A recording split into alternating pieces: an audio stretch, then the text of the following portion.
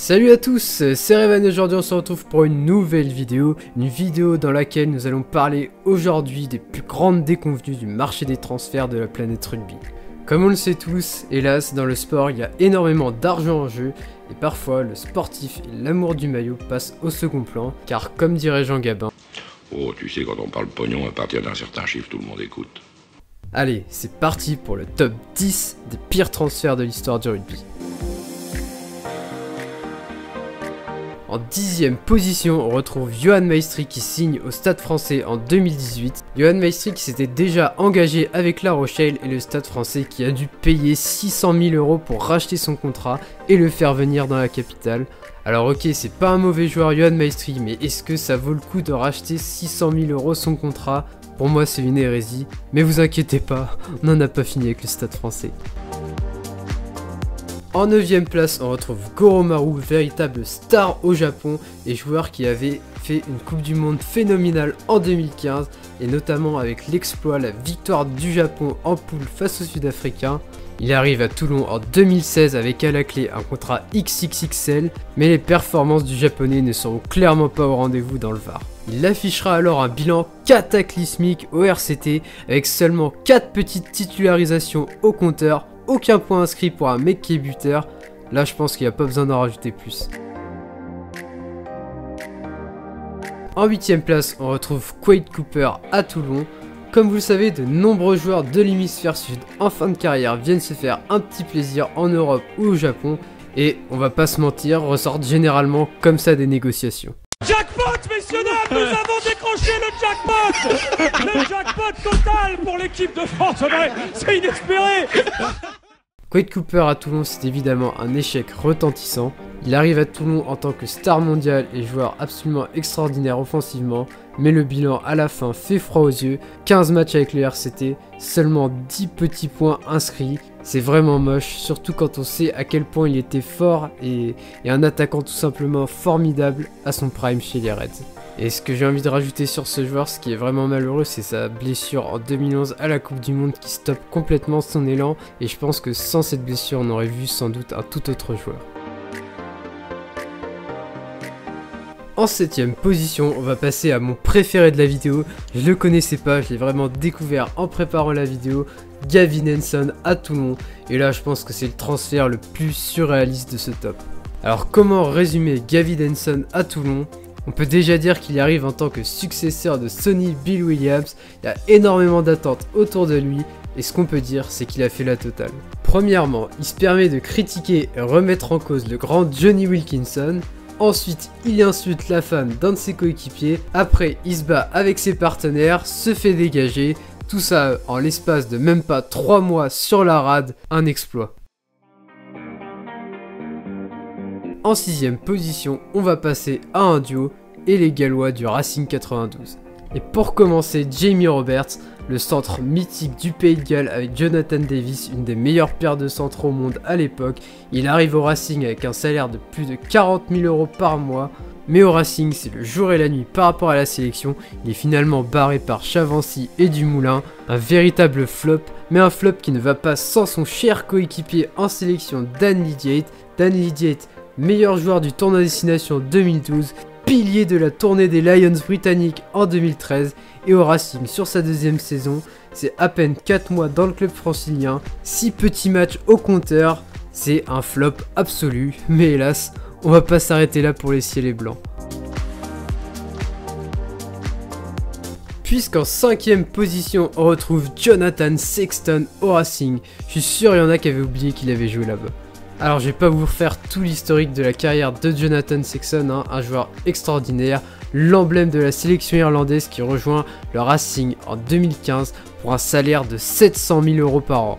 Mais malheureusement, Sexton n'a pas du tout le même rendement en sélection qu'avec le Racing, on a vraiment l'impression que c'est un autre joueur. Il n'arrive pas du tout à s'adapter au top 14 et c'est bizarre quand même comment beaucoup d'anciens du Pro 14 n'arrivent pas à s'adapter au top 14, hein, un championnat bien plus éprouvant, bien plus compliqué que de jouer que 6 matchs de haut niveau en club chaque année. Sans doute pour ça qu'ils sont aussi forts en Coupe d'Europe, hein. Après je dis ça, je dis rien. Oh comme c'est bizarre. Oh alors. 4ème position, et là je trouve qu'on passe vraiment un step supérieur par rapport à tout ce qu'on a vu avant.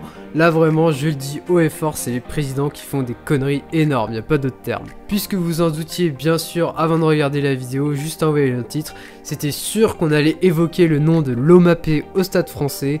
Lomapé, un joueur spectaculaire, formidable, et qui arrive au Stade Français dans le but de s'inscrire dans la durée, construire un vrai projet sur le long terme dans la capitale, devenir en quelque sorte le successeur de Sergio Parisse. Ah non, en fait c'est pas du tout ça. Ah, vous comprenez, je veux me goinfrer, me gaver le plus possible, louer des coffres, ensuite des gros coffres, je veux tout. Et ouais, parce que Lomapé au Stade Français, c'est 22 matchs disputés pour seulement 2 petits essais inscrits, le tout à 800 000 € la saison. C'est génial, c'est fabuleux. D'après mes calculs, attends, vite fait, ça fait 400 000 € l'essai. Alors là, sans doute, sans aucune concurrence, on tient l'essai le plus cher du monde et de l'histoire. Mais bon, c'est pas notre problème, hein, c'est Hans-Peter Wild qui paye. Le Stade Français dans tout ça, ils sont nulle part au classement. Lomapé, il repart un an après être arrivé. Entre ça, le contrat de Ioane, les 600 000 pour Maestri, le foutoir Matera et j'en passe. Franchement, là, j'ai plus les mots pour des génies, le Stade Français, des génies. On va maintenant passer au podium, et là ça me fait du mal de le mettre, hein, c'est triste, mais Dan Carter en 2008, hein, la star néo-zélandaise qui après des blessures à répétition et le traumatisme de la Coupe du Monde 2007 se fait le kiff d'aller en Europe et de signer à Perpignan. L'événement est absolument incroyable, ça dépasse carrément la sphère rugby, mais hélas Carter ne joue quasiment pas et sa saison se termine tristement sur blessure face au Stade Français en février 2009. Au total, 4 matchs au compteur pour 700 000 € annuels, ça fait un peu cher. Néanmoins, l'histoire est loin d'être tragique entre Carter et Perpignan, puisque cette blessure n'empêchera pas Perpignan de remporter le bouclier de Brennus cette année-là. Carter est donc finalement champion de France avec l'USAP, ce qui sauve un peu le souvenir qu'on a de son passage en Catalogne. On passe maintenant à la deuxième marche du podium avec ce qu'on pourrait qualifier de transfert de la honte. Yoann Goossen à Montpellier en 2018. Montpellier qui décide donc de racheter le contrat de Goossen à hauteur de 1,5 million d'euros. Déjà rien que la somme, on se dit c'est surréaliste, mais bon, on se dit peut-être que Montpellier a trouvé sa perle rare, ce qui leur fera gagner un titre.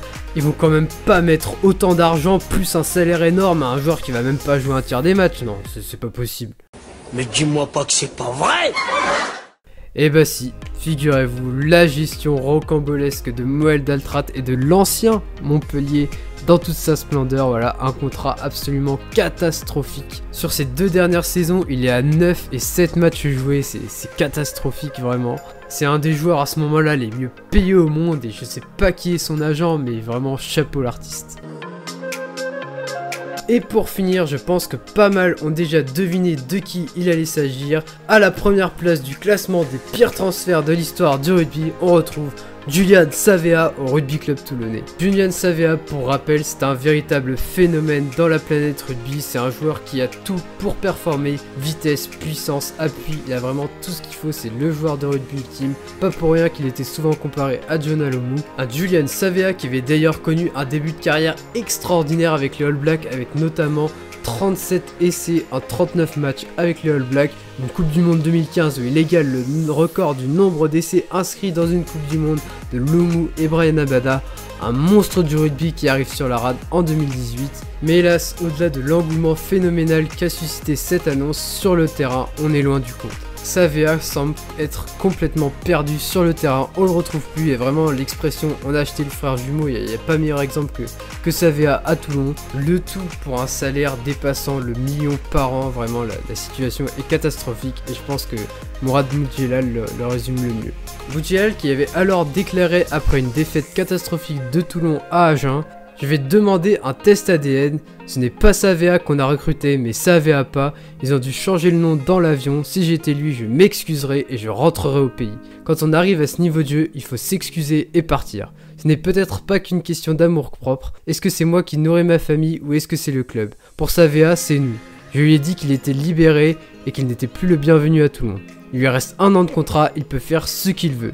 Ça peut être long pour le club, 1 an, mais c'est surtout très long pour le joueur. Pour moi, il est libéré. Son frère jumeau lui ressemble beaucoup. on aura au moins appris que certaines ressemblances physiques sont vraiment frappantes. Il s'est fait reprendre à la course par un mec qui doit gagner ce que Savea gagne à la semaine. Parfois, certains viennent pour de mauvaises raisons. Sympa l'ambiance. Savea qui avait ensuite accepté de baisser son salaire, mais bon, même en baissant son salaire, hein, je pense qu'il est sorti comme ça de la réunion avec Boudjilal. Just a little engueulade, but everything alright. On en a donc fini pour ce top et tout ce qu'on peut dire avec ces transferts, c'est que nous sommes quand même sur la bonne voie en top 14 aujourd'hui puisque depuis l'instauration des GIFs, ce genre de transfert n'arrive quasi plus et les équipes mettent de plus en plus le paquet sur la formation et les jeunes français. Le meilleur exemple évidemment c'est Montpellier cette année qui avait dépensé des millions et des millions sur des joueurs sud-africains et de l'hémisphère sud les années précédentes, ils n'ont jamais rien gagné avec eux et qui cette année est champion de France avec une super génération. Boutier, Vincent, Ratez, Gambédé ou encore Awaz, vraiment c'est une super leçon pour tout le rugby français. Dites-moi vous maintenant dans les commentaires les transferts qui vous ont le plus déçu dans vos clubs respectifs. Moi en tant que supporter du Stade Toulousain j'avais envie de mettre tous les Toby Foot, Kunatani et compagnie parce que je les ai pas oubliés ceux-là. Et dites-moi du coup dans les commentaires si vous êtes chaud pour qu'on puisse faire une partie 2 à cette vidéo. Sur ce, n'hésitez pas à liker et à vous abonner si la vidéo vous a plu. C'était Revan, je vous souhaite à tous une très bonne journée. Salut!